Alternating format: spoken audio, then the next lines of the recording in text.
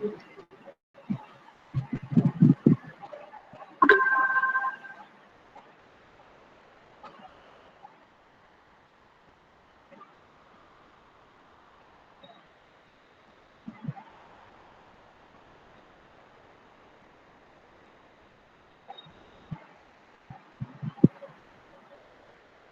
है, तो सबसे पहले इसमें हम लोग यूनिट फर्स्ट में sinusoidal steady state circuit analysis के बारे में पढ़ेंगे, जिसमें आपको voltage, current, sinusoidal and phase representation of single phase AC circuit के बारे में स्टडी करनी है, जिसमें आपको स्टडी करनी है behaviour of resistance, inductance and capacitance and there combination.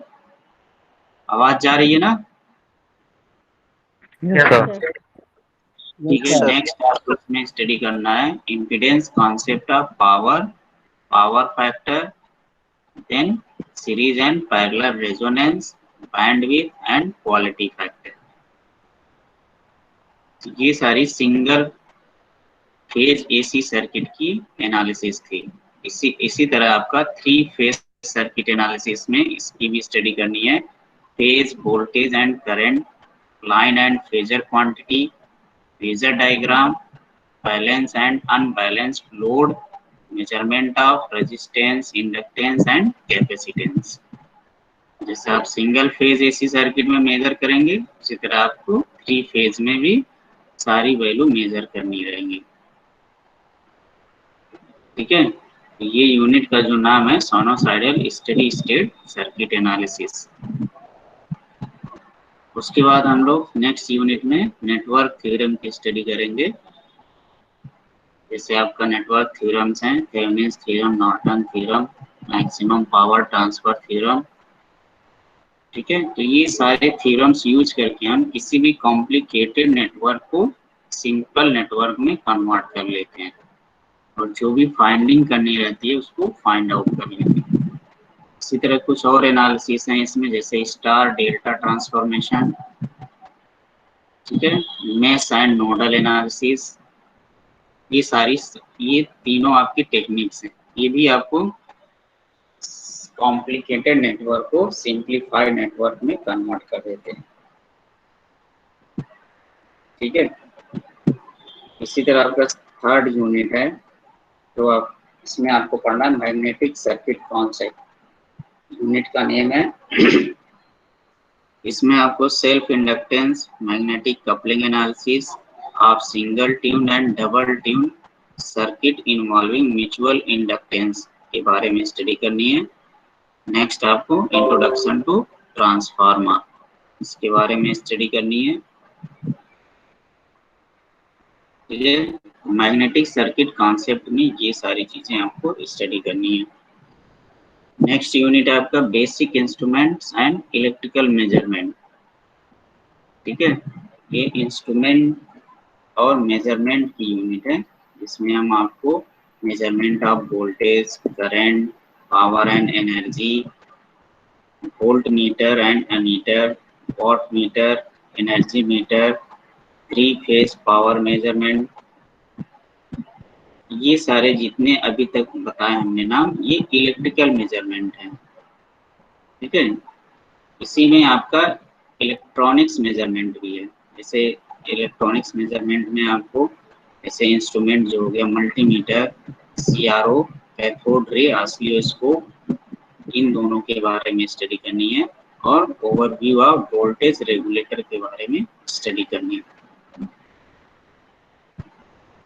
ठीक है, नेक्स्ट यूनिट है आपका 5th यूनिट, जिसमें हमें स्टडी करनी है introduction to basic electronic devices. इसमें हम पढ़ेंगे junction diode, BJT means bipolar junction transistor, amplifier मतलब कि ये जो आपका BJT है, ये आपका एज ए एम्पलीफायर भी वर्क करता है। ठीक है, इसके बारे में स्टडी करेंगे। Op amp, operational amplifier, instrumentation amplifier with mathematical operations, इसकी स्टडी करेंगे। इसी में आपका नंबर सिस्टम भी है। इसमें हम लोग introduction to binary, octal, decimal and hexadecimal number system की स्टडी करेंगे, और representation of negative numbers, one's complement, two's complements, nine's complements and 10 complements के बारे में स्टडी करेंगे एंड देयर अरिथमेटिक। ठीक है, इसके लिए आप लोग बुक परचेज कर लीजिएगा। इसमें जो सेकेंड नंबर की बुक है एनएन भार्गव, एनएन भार्गव, इस बुक्स का नेम है बेसिक इलेक्ट्रॉनिक्स।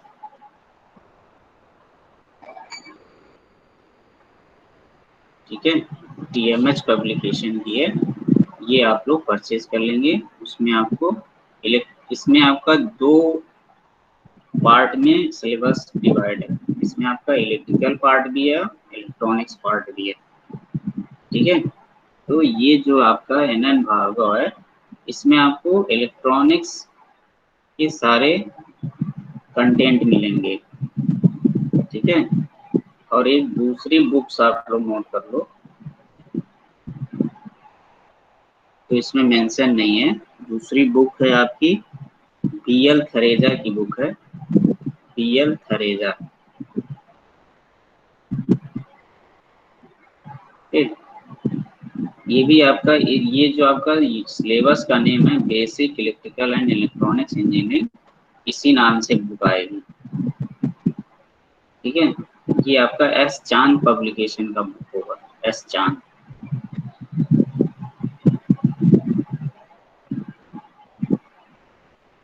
ओके, तो ये दो बुक आप ये एनएन भार्गव बुक रखेंगे। ये इसमें प्रैक्टिकल के जितने भी एक्सपेरिमेंट हैं आपके इस सिलेबस से, वो सारे एक्सपेरिमेंट भी मिल जाएंगे इसमें स्टडी करने के लिए। और बीएल थरेजा आप ले लेंगे, पूरा थ्योरी आपको इसमें मिल जाएगा।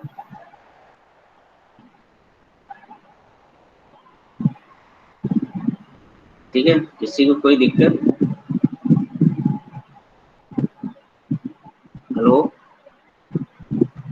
Yes sir. Yes sir. बताओ क्या दिक्कत है?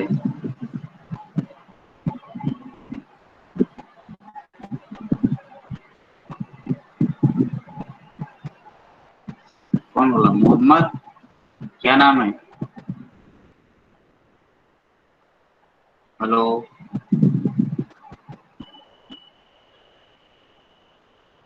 बुक्स का नाम सभी को क्लियर है?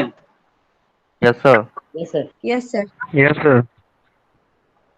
ठीक है, ये दोनों बुक आप परचेज कर लेंगे मार्केट से।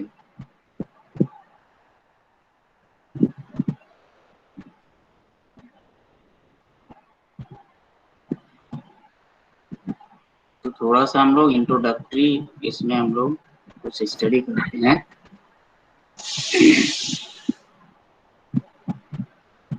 तो सबसे पहले हम लोग फिफ्थ यूनिट स्टार्ट कर रहे हैं। फिफ्थ यूनिट आपका कौन सा है? Basic electronics devices. ठीक है, introduction to basic electronic devices. ये इसलिए स्टार्ट कर रहे हैं, आपकी लैब भी स्टार्ट होगी, उसमें आपको हेल्प मिलेगा इस यूनिट से। ठीक है, लैब परफॉर्म करने के लिए इसमें भी सबसे पहले एक्सपेरिमेंट आपको लैब में कराए जाएंगे, इसी यूनिट से कराए जाएंगे।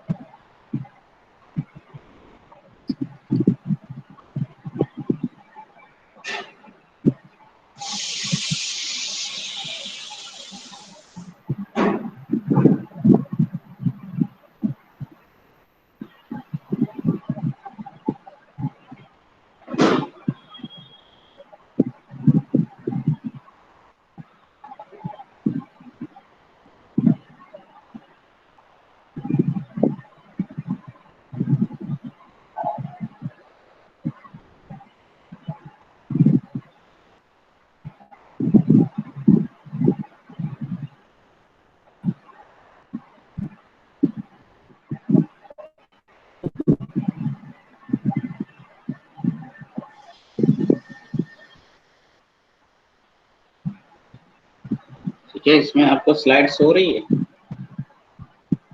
Yes sir. Yes sir. Yes sir.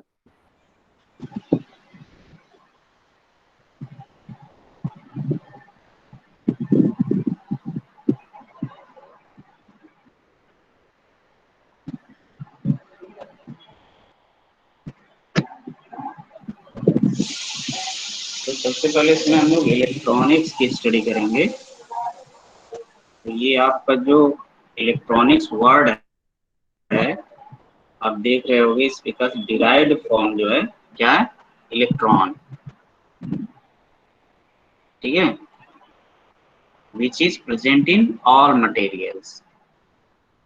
Electron आपके सारे मटेरियल्स में प्रेजेंट होते हैं।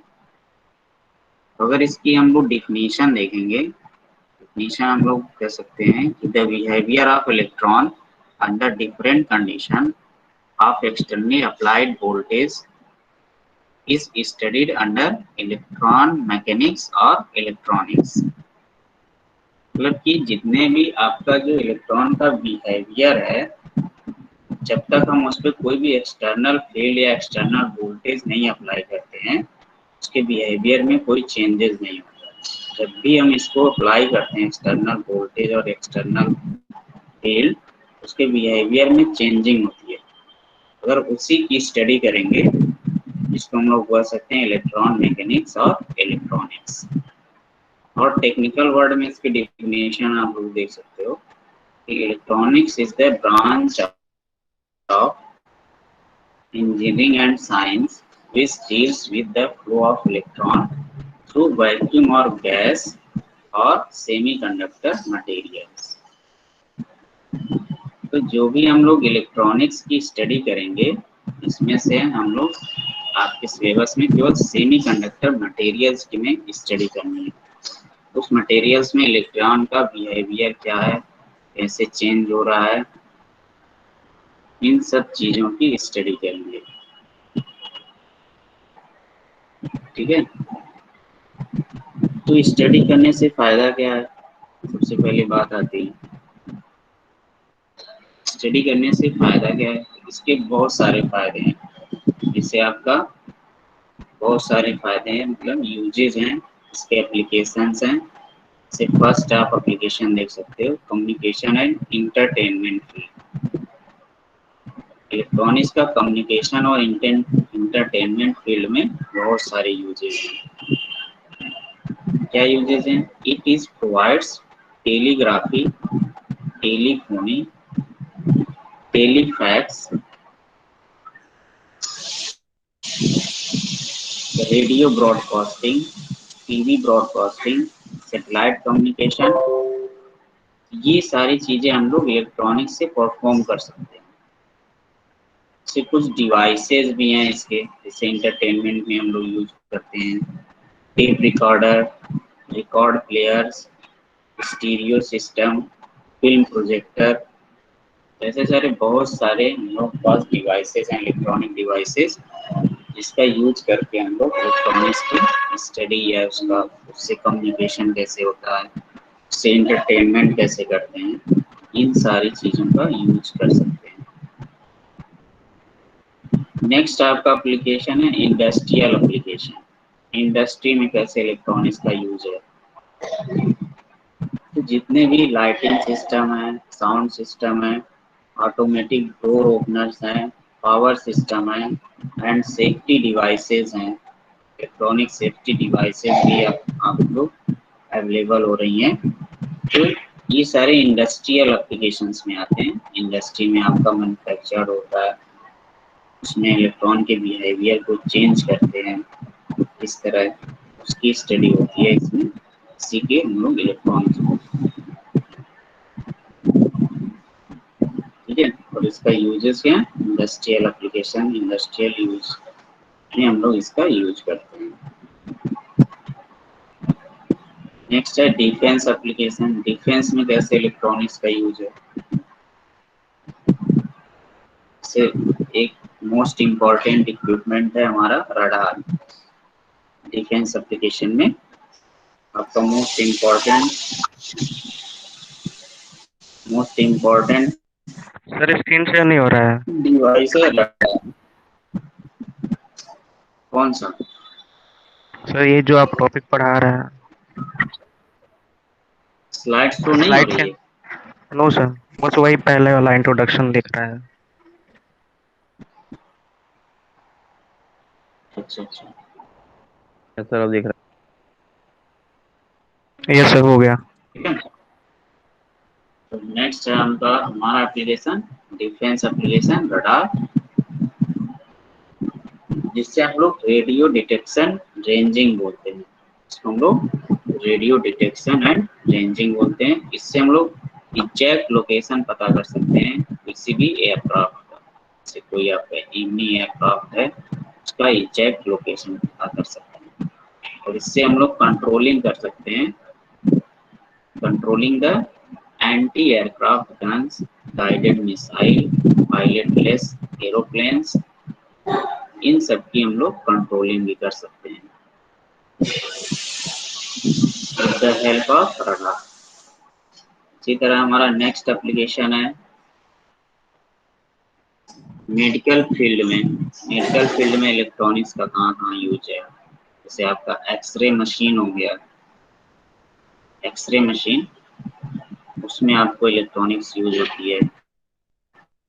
इलेक्ट्रोकार्डियोग्राफ हो गया आपका, इससे हम लोग हार्ट की कंडीशन को एनालिसिस करते हैं, हार्ट की कंडीशन को। ईसीजी, इसको हम लोग बोलते हैं इलेक्ट्रोकार्डियोग्राफ। इसी तरह आपका ऑसिलोस्कोप है, ऑसिलोग्राफ है, इससे हम लोग उसके मसल्स की एक्शन की स्टडी करते हैं with the help of electronics. ठीक है, इसी तरह हमारा इंस्ट्रूमेंटेशन फील्ड में भी इलेक्ट्रॉनिक्स का यूज है। जैसे आपका ये इलेक्ट्रॉनिक्स इंस्ट्रूमेंटेशन, आपको इलेक्ट्रॉनिक्स इंस्ट्रूमेंट आपको हमने बताई थी सीआरओ, कैथोड रे ऑसिलोस्कोप, वहाँ भी इलेक्ट्रॉनिक्स का यूज होता है। फ्रीक्वेंसी काउंटर हो गया, फ्रीक्वेंसी काउंटर या फंक्शन जनरेटर जिसको बोलते हैं, डिफरेंट टाइप के फंक्शन जनरेट करते हैं। कैसे जनरेट होते हैं? वहीं पे हम लोग इलेक्ट्रॉन के बिहेवियर को चेंज करते हैं अपने अकॉर्डिंग। फ्रीक्वेंसी काउंटर हो गया, सिग्नल जनरेटर हो गया, आपका पीएच मीटर हो गया। यहाँ पे इन सब इंस्ट्रूमेंट्स में आपका इलेक्ट्रॉनिक्स का यूज होता है। इसी तरह डिजिटल इलेक्ट्रॉनिक्स में हम लोग यूज करते हैं जितने भी all digital circuitry such as आपका फ्लिप फ्लॉप हो गया, कन्वर्टर्स हो गया, analog to digital, digital to analog, calculators हो गए, कंप्यूटर्स हो गए, इन सब में हम लोग इलेक्ट्रॉनिक्स का यूज करते हैं। तो ये सारे यूजेज हैं आपके इलेक्ट्रॉनिक्स स्टडी करने से। ठीक है, कोई भी दिक्कत किसी को?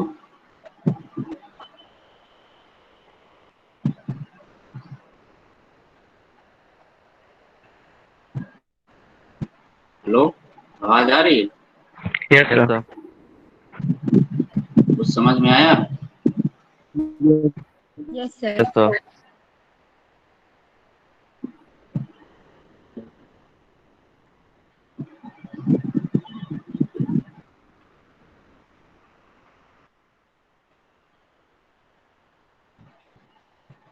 सबसे पहले हम लोग किसी मटेरियल्स में जो इलेक्ट्रॉन का बिहेवियर होता है उसकी स्टडी करते हैं। इसमें सबसे पहले यहाँ पे आपको समझना है कि एटम क्या होता है। What is atom? Atom is the most fundamental unit of the solid. जितने भी आपके सॉलिड्स हैं वो आपके छोटे छोटे एटम से बने होते हैं।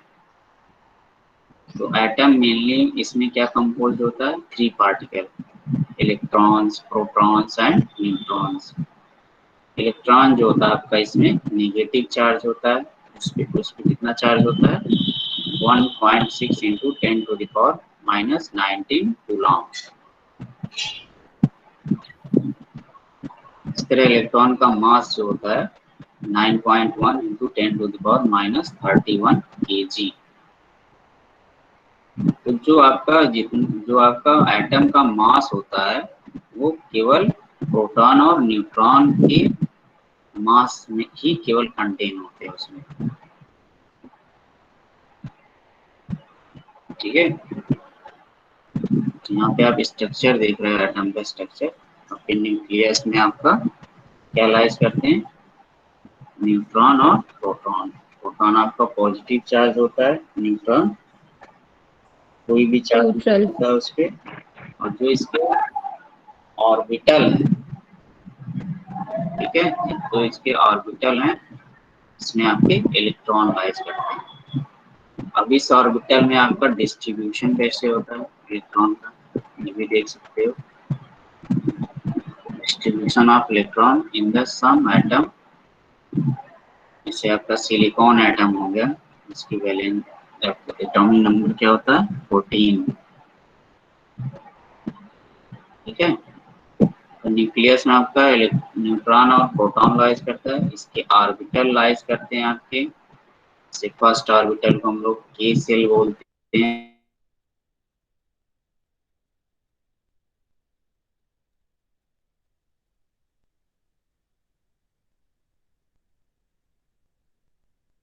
सर आपकी आवाज नहीं आ रही।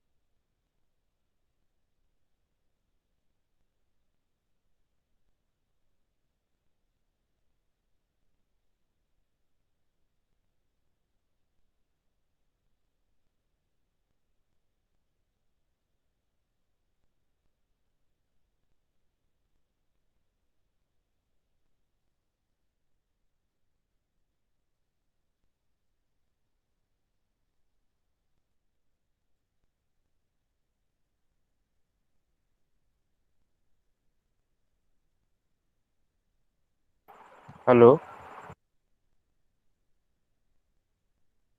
हेलो। हाँ बोलो भाई।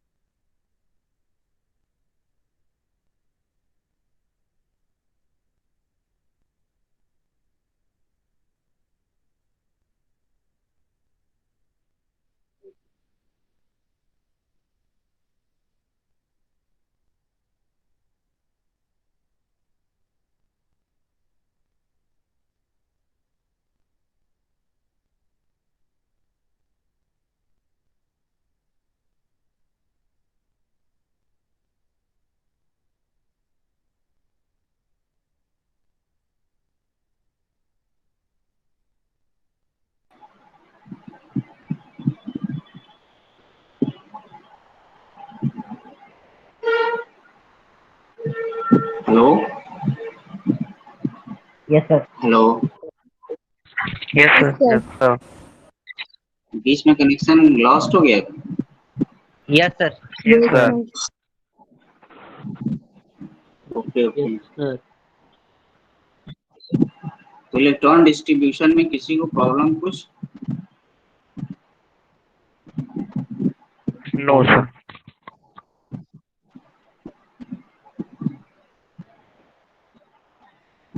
हाँ हाँ सर। ठीक है, आगे देखते हैं। हेलो। Yes sir.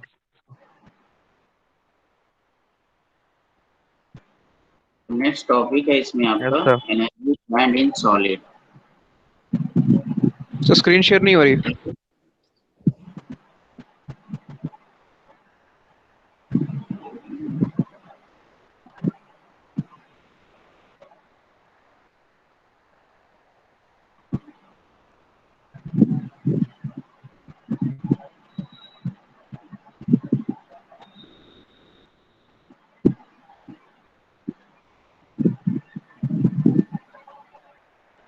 सो रहा है। Yes sir. Yes sir. Yes sir.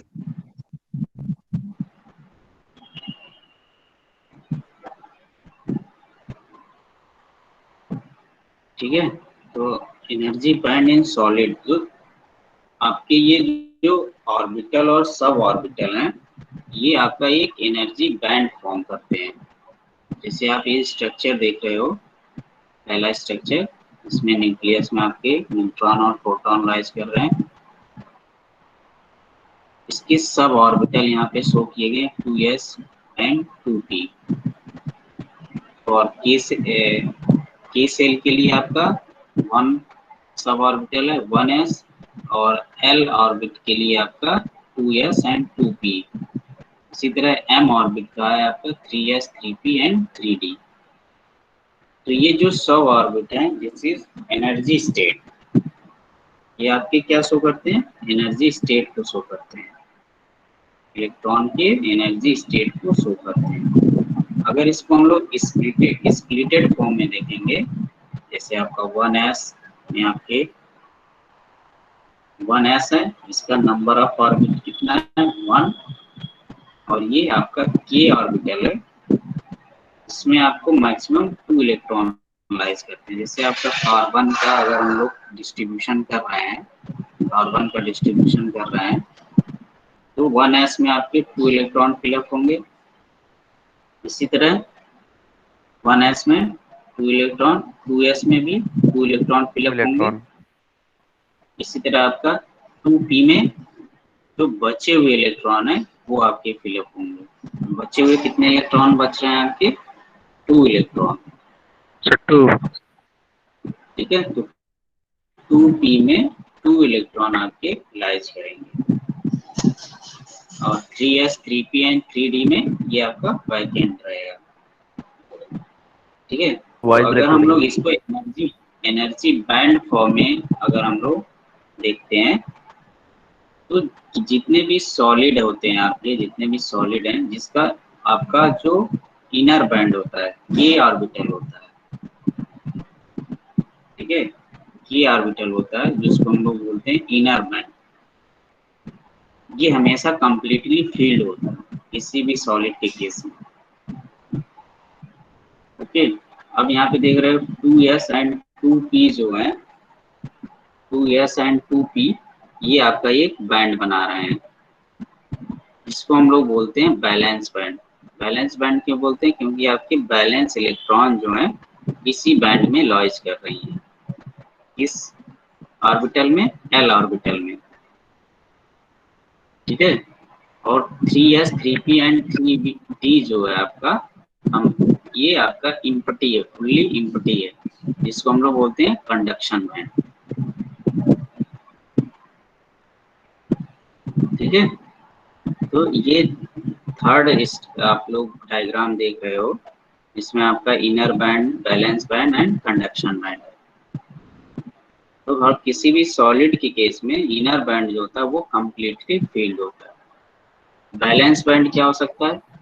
Fully field भी हो सकता है और पार्शियली फील्ड भी हो सकता सर वैलेंस है। एनर्जी बैंड बोल सकते हैं।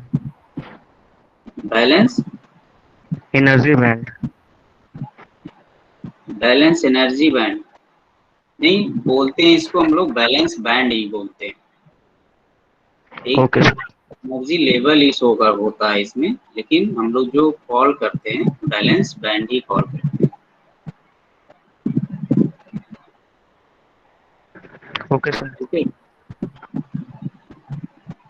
तो आप देख सकते हो when the atom is in a solid, the individual energy level K, L, M and so on of isolated atom are converted into the corresponding energy band, ठीक है। तो ये आप डिफिनीशन देख सकते हैं इसका, बैलेंस बैंड किसको बोलते हैं। बैलेंस बैंड हम लोग किसको बोलेंगे? The energy band which possesses balance electron is called valence band. मतलब the electron in the outermost orbit of an atom are known as valence electron. Under normal condition of the atom, valence band contains the electron of highest energy. This band may be filled completely or partially. Second definition देख सकते हैं, conduction band हम लोग किसको बोलेंगे? The energy band which causes the conduction or free electron is called conduction band. Okay. Therefore, in some of material, the valence electron are loosely attached to the nucleus and can be detached very easily. These electrons are known as free electrons and are responsible of current.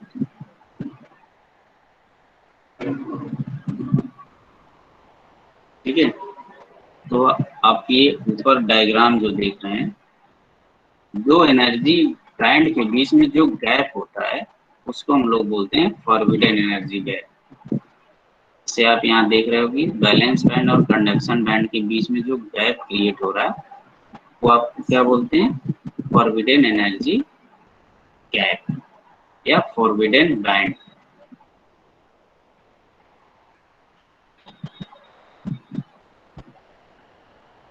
Forbidden band क्या show करता है, energy gap क्या show करता है, मतलब कि कितने amount में एनर्जी की रिक्वायरमेंट है कि बैलेंस बैंड का इलेक्ट्रॉन कंडक्शन बैंड में मूव करने लगे। बैलेंस बैंड का इलेक्ट्रॉन कंडक्शन बैंड की तरफ मूव करने लगे। This is called forbidden energy gap.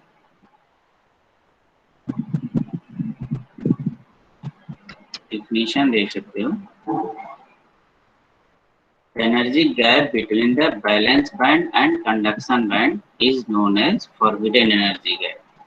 Means the bondage of valence electron to the atom to make the valence electron free, the external energy is equal to the forbidden energy gap must be supplied then the electron lift from valence band to conduction.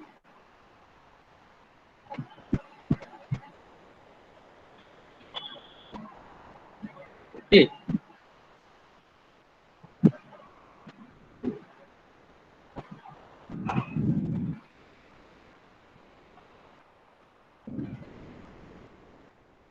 तो जितने भी मतलब हमारे जो solid में energy levels हैं उसको band format में भी रिप्रेजेंट कर सकते हैं।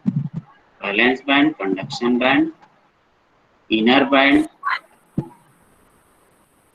ओके, ये सारी डिफिनेशंस होती हैं, इसको आप एक बार बुक से भी रिकॉल कर लेना। आप नोट्स प्रोवाइड करेंगे? हेलो हेलो, आप नोट्स प्रोवाइड करेंगे ये? Yes sir. हाँ मिल जाएगा सर कर सर आप ये दीजिएगा। शेयर कर दीजिएगा क्लास के बाद पीडीएफ, तो हम लोग सर पीडीएफ शेयर कर दीजिएगा सर। ओके ओके, आप लोग अटेंडेंस अपना चैट बॉक्स में डाल दो सभी लोग।